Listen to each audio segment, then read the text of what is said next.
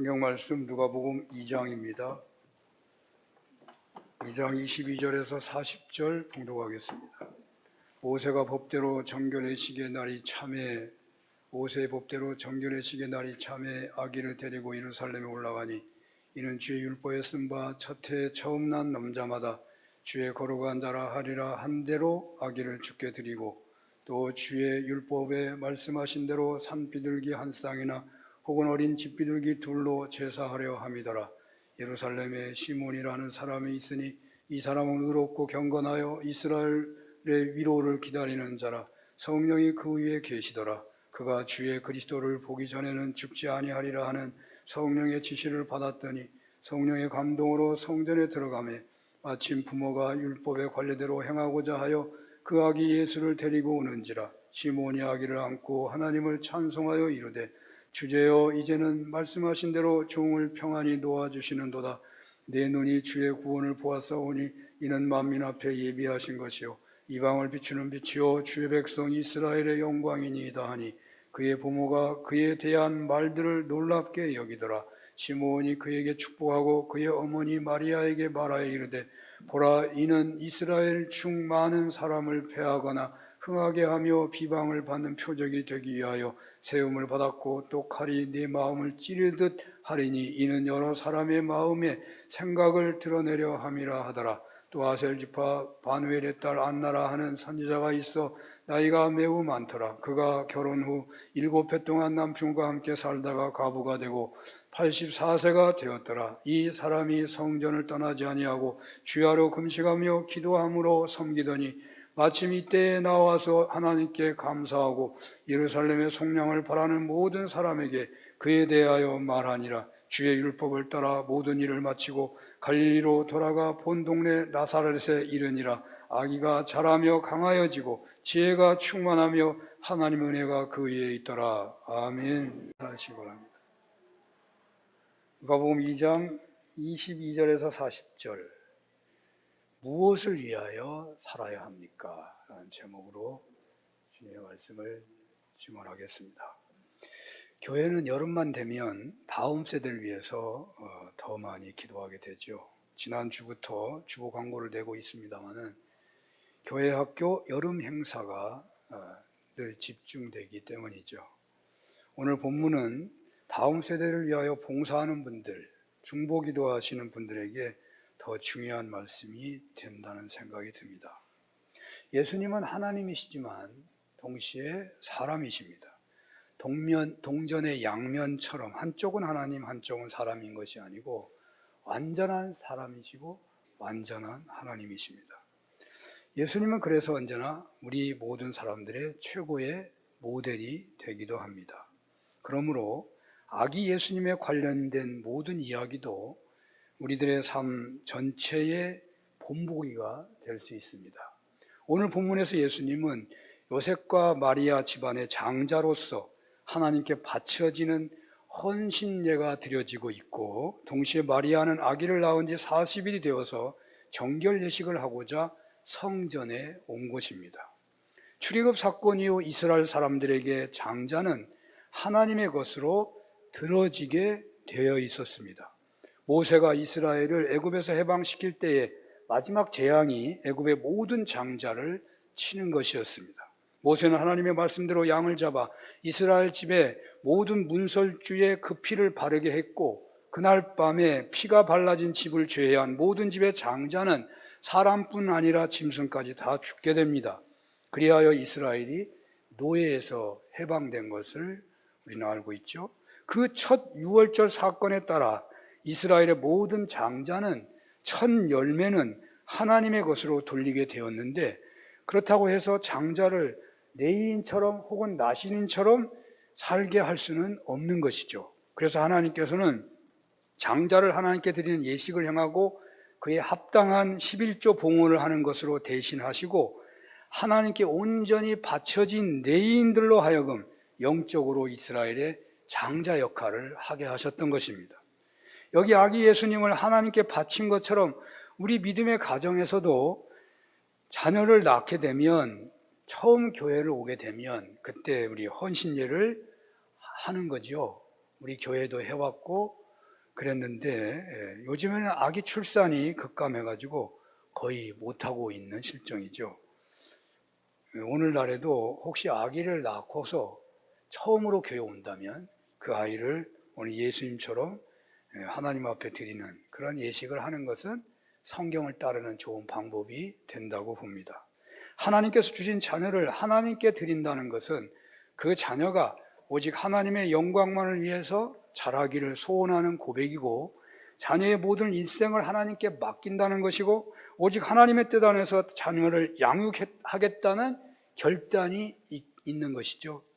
하나님으로 인하여 주어진 생명이기에 하나님의 영광을 위하여 살게 하겠다는 것입니다. 가문이나 자신의 영광을 위해서 양육하는 것이 아니라 오직 하나님의 영광을 위해서 양육하기로 고백하고 결단하는 것이야말로 다음 세대를 위한 아주 중요한 기도이고 헌신이라고 보입니다. 여러분들의 자녀를 언제나 자신의 영광이나 자녀의 영광을 위해서 키우지 마시고, 그런 방향으로 그런 목표 아래 양육하지 마시고, 오직 그 생애가 하나님께 드려지는 데에 목표를 삼으시고, 오직 그 생애가 하나님께 영광이 되도록 이끄시는 결단으로 여러분의 자녀들의 일생을 그렇게 맡기는 그러한 고백과 그러한 섬김이 있었으면 좋겠습니다.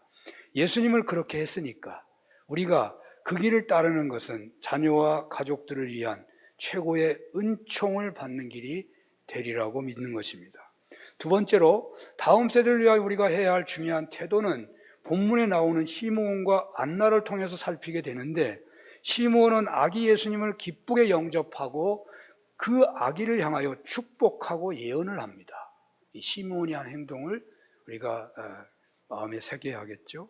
안나도 그 아기를 영접하기 위해서 10살, 14살 때쯤에 결혼해가지고 7년 살았고, 과부가 된 후에 84세까지 오직 주님 영접하기만을 사모하면서 정한 날 금식 기도하고 성전에서 섬겼다고 했습니다. 다음 세대를 위해서 우리는 무엇을 해야 하겠습니까? 교회 공동체의 다음 세대들, 유치부 어린이, 청소년, 청년들을 위해 우리 어른들은 이들이 교회에 오는 것을 진정으로 환영하고 영접해야 할 것입니다. 오늘 여름 행사를 앞두고 오늘 본문이 주어지고 있잖아요. 시므온과 여기 안나가 얼마나 예수님을 환영하고 경배하고 있습니까? 마음과 표정만으로 아이들을 환영하고 영접하는 것이 아니라 우리 교회 시설이나 시간까지도 다음 세대들이 마음껏 활동할 수 있는 공간과 프로그램을 마련해주고 지도자도 세워주어야 할 것입니다. 그리고 바로 다음 세대들을 칭찬하고 축복해주고 그들이 미래를 향하여 나아가는 데에 최선을 다해서 도와줘야 하고 그들을 위해서 기도해줘야 해야 되겠죠. 저희 교회에 이런 은혜가 충만했으면 충만하시기를 축원합니다. 네, 우리가 아멘은 잘합니다. 네, 정말 다음 세대를 위해서 정말 우리가 공동회에서 대단히 결단한다면 이 시간을 다음 세대를 위해 줄 수 있는 겁니다. 우리는 다른 데로 가고 말이죠. 어마어마한 결단을 우리가 할 필요가 있을지도 몰라요. 근데 너무나 다음 세대가 약하니까 교회가 그렇게 하면 운영이 안 돼 버릴 거예요. 정말로 어려워요. 우리 교회가 빨리 자립해야 그런 것도 할 수 있는 거죠. 자, 이제 오늘 본문에서 전체적인 메시지를 찾아보려고 합니다. 오늘 본문은 우리들에게 어떤 말씀을 주시는 것일까요? 마리아는 예수님을 낳은 지 40여일 만에 성전에 온 것입니다. 정결제를 통해서 이제 성결해지고 정상적인 사회생활을 시작하게 되는 것입니다. 그런데 매우 특별한 사건이 벌어졌습니다. 시몬이라는 사람이 주의 그리스도를 보기 전에는, 하나님께서 보내신 그리스도를 보기 전에는 죽지 아니하리라는 성령의 계시를 받고 늘 성전을 중심으로 살아왔는데, 나이가 많이 되기까지 계속해서 그 성령의 지시를 따라 성전을 중심으로 기도하며 살아왔다는 것입니다.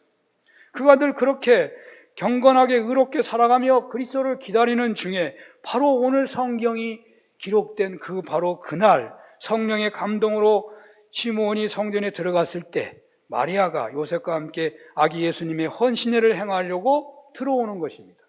시므온은 잽싸게 그 아기를 안고서 하나님께 찬송을 올리고 있습니다. 아기를 나에게 주세요. 그랬던 것 같아요. 그래가지고 그 아이를 안고 찬송합니다. 그리고 그들을 축복하고 예언을 합니다. 시므온의 찬양과 예언이 끝나자 안나가 등장하죠. 그녀는 과부가 되어가지고 84세까지 혼자 살면서 성전을 떠나지 않고 주야로 정한 날에 금식 기도하며 기도함으로 성전을 섬기다가 예수님을 영접하게 된 거예요. 그녀는 아기 예수님을 영접하게 해주신 하나님께 감사하고 그 아이에 대해서 모든 사람들에게 알게 했다는 거예요. 이 사람들 때문에 마리아와 요셉은 예수님이 그리스도다라는 것을 감지하기 시작하지 않겠어요? 일종의 예언이라고 할 수 있는 거죠. 그 예수님은 갈릴리 동네 나사렛에 이르고 아기가 자라매 강화해지고 지혜가 충만하여 하나님의 은혜가 그 위에 있다고 말하고 있죠. 여기까지가 오늘 본문의 내용입니다. 오늘 주님께서는 하나님의 은혜와 말씀을 사모하는 우리들에게 이 말씀으로 어떤 메시지를 주시는 것이겠습니까? 저는 먼저 시므온과 안나는 나이가 많을 때까지 오직 한 가지만을 위해서 자신들의 일생을 바쳤구나 하는 사실에 주목하게 됩니다. 예수님을 영접하기 위해서 예수님을 첫 번째로 성전에서 경배하는 자가 되기 위하여 자신들의 한 생애를 바친 사람들입니다. 그 예수가 그리스도라는 것을 또한 증언하기 위해서 오직 성전 중심으로 한 생애를 바친 사람들이에요. 메시아가 오신다는 예언의 말씀을 믿고 그분이 오시기만을 그분을 첫 번째로 경배하고자 그분의 그리스도 되심을 드러내기 위해서 한 생애를 바친 사람들입니다. 해밍웨이의 작품 중에 누구를 위하여 종을 울리나 하는 재미있는 소설이 있습니다. 웬만하면 다 아실 것 같아서 내용을 몰라도 종을 울리느냐는 말이 중요합니다. 1940년대 출판한 책인데 당시 실존주의 철학이 대세였던 시대였습니다. 분명한 목적을 향하여 달려가고 있는데 그 일을 위하여 목숨을 걸고 있는데 진정 그것이 옳은 것인가? 그것이 자신을 위한 것인가? 라는 실존적 질문을 담고 있는 그런 소설, 이거 또한 제목이죠. 자, 오늘날 학부모들은 자녀들을 위해서 뼈 빠지게 일을 하죠. 특히 자녀의 성공을 위해서 일일이 신경을 씁니다. 잠자는 거, 먹는 거, 선생님 섬기는 거, 친구 관계까지도 부모가 낱낱이 간섭하고 도와줍니다. 오직 자녀가 잘 되기만을 바랄 뿐입니다. 그런데 과연 그렇게 하면 자녀가 잘 될까요? 그런 확실한 믿음이 있어서 그렇게 하는 분도 있고 그냥 그렇게 남들이 하니까 안 할 수 없어서 하는 사람도 있겠죠. 아마 대부분의 솔직한 대답은 잘 모르겠습니다 라는 말이 아닐까 해집니다. 막연하게 가만히 있을 수 없으니까 그렇게 나서는 것이죠. 그런데 왜 그렇게 자녀가 잘 되기에 전념합니까? 자녀가 국가를 위해서 사회의 큰 인물이 되기를, 옛날 같으면 국가의 큰 관직을 받기를 위해서 그렇게 하는 것입니까? 과연 자녀만을 위해서 그렇게 하는 것입니까? 자녀와 부모는 하나가 아닙니까? 그래서 거의 본능적으로 그렇게 행하는 것이기도 할 것입니다. 그렇다면 이렇게 뼈 빠지게 뛰는 것은 누구를 위하여 종을 울리는 것일까요? 누구를 위하여 종을 울리나? 책보다는 영화가 훨씬 재미있습니다. 과연 그 영화를 보면서 재미가 있고 감동이 있었는데 과연 나는 어떻게 하라는 것인가? 그 영화를 보면서 나를 보고 어떻게 하라는 것인가? 그 답을 못 찾겠더라고요. 결과가 이러해서 아마 해밍웨이가 자살한 거 아닌가 그런 상상도 해봤습니다. 작품의 첫 번째 등장인물, 그 로버트 조단이라는 사람이 있잖아요. 그는 열렬한 공화 정부 지지자인데 그는 자원에서 파시스트들과 싸우기 위해서 의용군으로 들어가 스페인의 한 중요한 거점에 철교 폭파 명령을 받고 그 철교 주변에 있는 게릴라들과 합류해서 3일간 대작전을 수행하는 중에 스페인 내란 중에 부모를 잃은 마리아라는 여자를 만나죠. 근데 그 게릴라들은 한 주정뱅이 파블로가 이끌고 있었는데 실제로는 한 여자가 그 게릴라 부대를 지도합니다. 피라드라는 여자인데 비행기 폭격이 나타나고 부대가 이동하고 총소리, 포소리, 막 화염 냄새, 살벌한 전쟁터에서 개성이 강한 사람들의 특별한 모습들이 계속해서 화면을 지나갑니다. 주인공은 오직 그런데 다리 폭파에만 전념할 뿐입니다. 그런데 폭파 명령이 떨어진 바로 하루 전날에 극적으로 마리아의 고백을 듣고서 조도는 사랑에 빠집니다. 그러나 그는 여장부 피라드의 적극적인 도움 아래 달이 폭발하기 위해서 몸을 던져요. 사랑에 빠졌는데도 달이 폭발에 몸을 바칩니다. 마침내 다리는 폭파되고 게릴라 중에 파블로와 피라도와 마리아와 조던만 살아남습니다. 그러나 적의 공격은 계속되고 있고 조던은 마지막으로 마리아를 설득하여 피신시키고 마치 마리아의 안전한 피신을 위하는 것처럼 적진을 향해서 나아가고 그것을 멀리서 바라보는 마리아는 오열합니다. 조던은 과연 누구를 위하여 종을 올린 것일까요? 파시스트를 제압하기 위해서 참다운 그 당시 시대의 공화정이 완성되기 위해서 자기 몸을 바친 것입니까? 애인 마리아를 위해서 달려간 것입니까? 혹은 자신의 신념을 위해서 달려간 것입니까?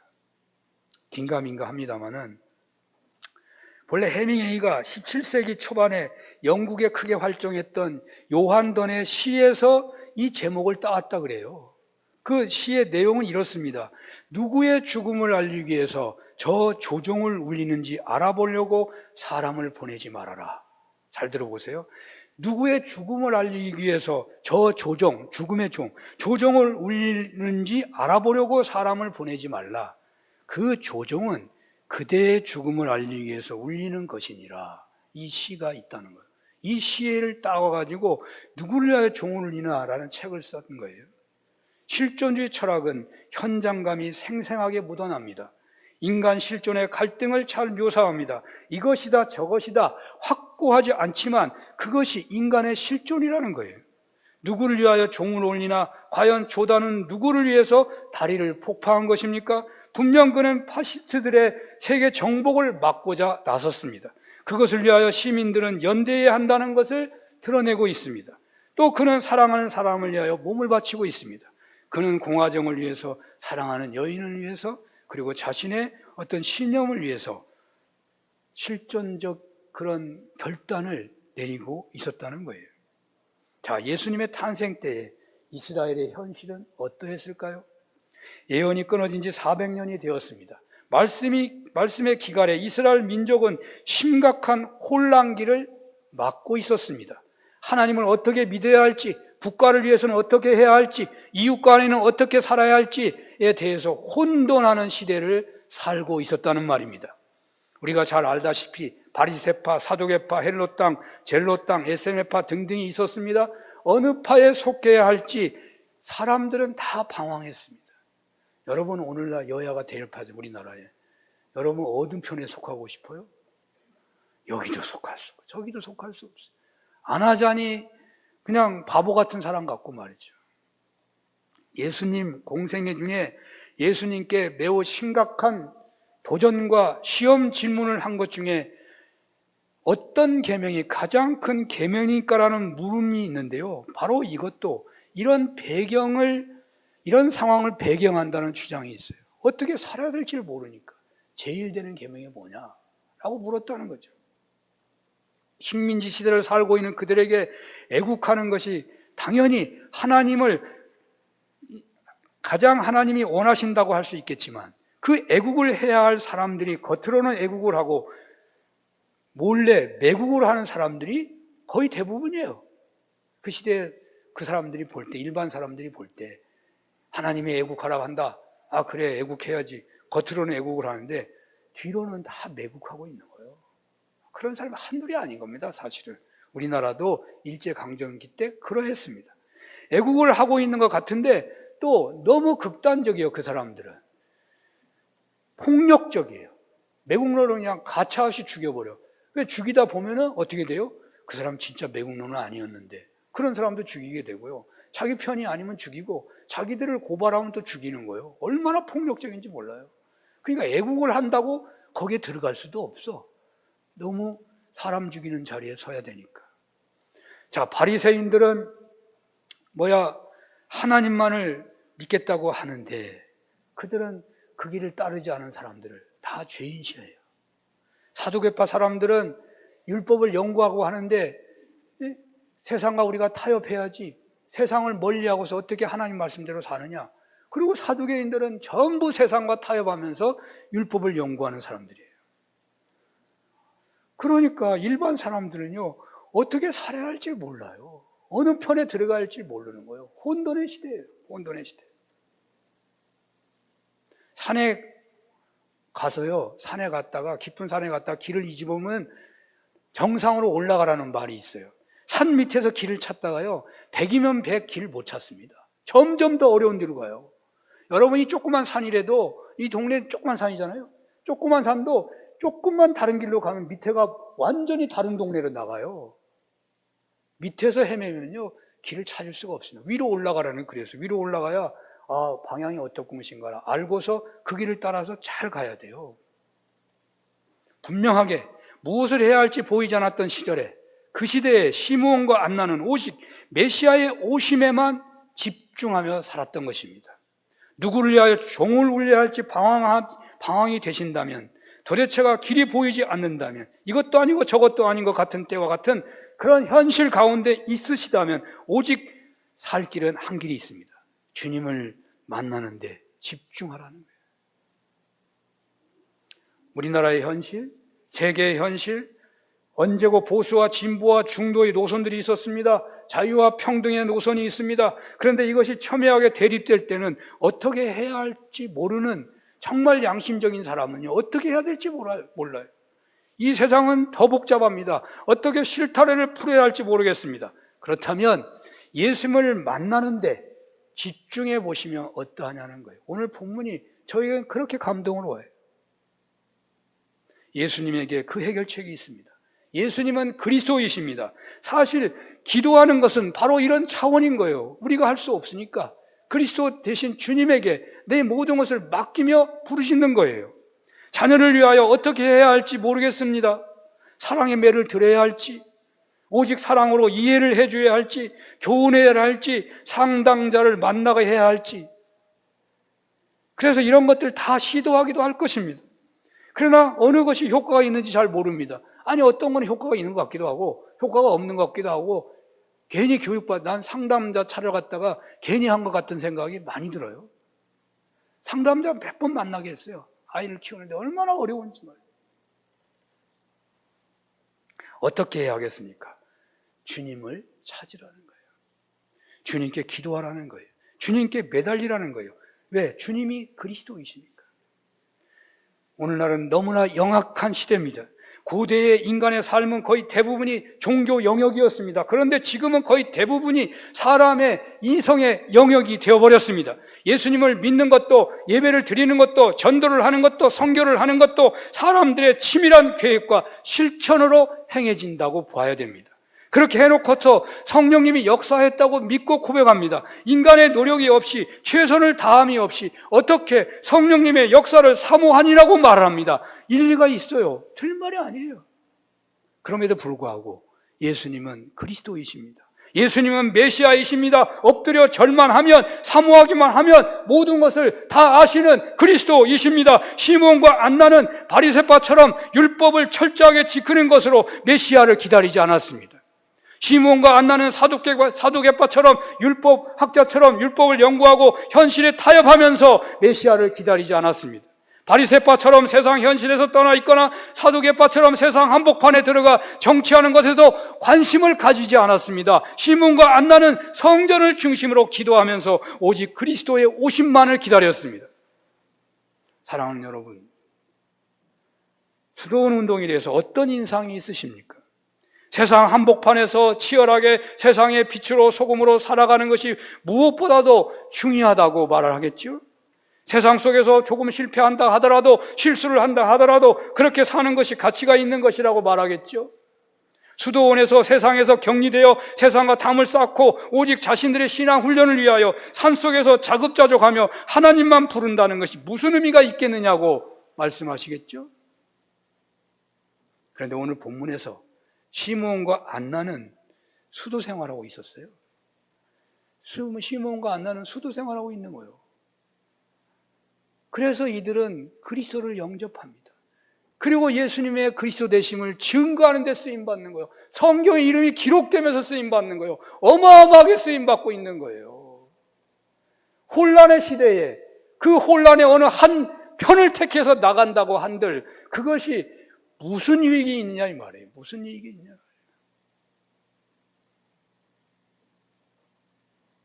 예수님의 세상의 그리스도가 되시도록 결정적 역할을 시몬과 안나가 하고 있는 겁니다.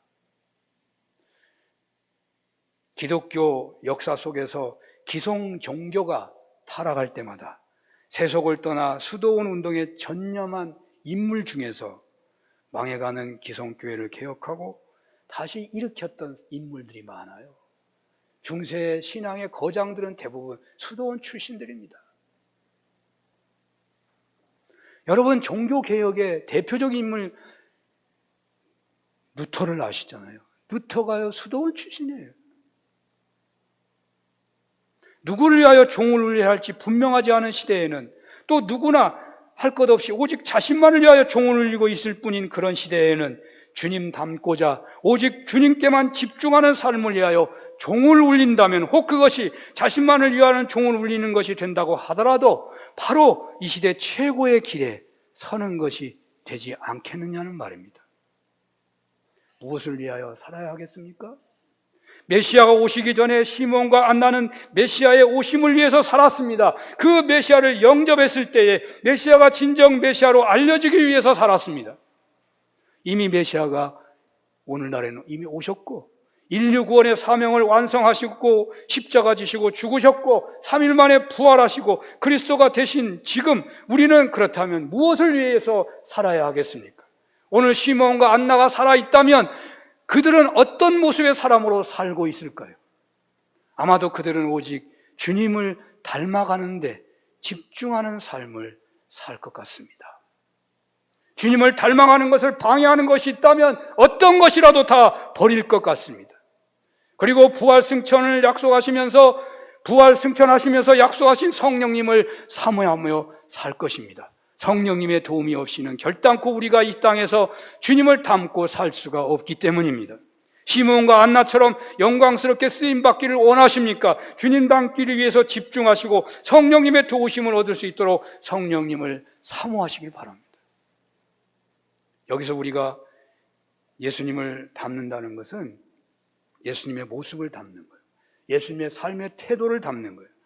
예수님은 언제나 샬롬하셨습니다. 샬롬에 가장 가까운 우리나라 말은 행복이라고 할 수 있습니다. 예수님은 여러분이 다 샬롬하기를 원하십니다. 샬롬을 주시기를 원하십니다. 우리가 샬롬을 누려야 하나님이 샬롬하십니다. 우리가 행복해야 하나님이 행복하십니다. 우리는 예수님의 행복을 닮아야 합니다.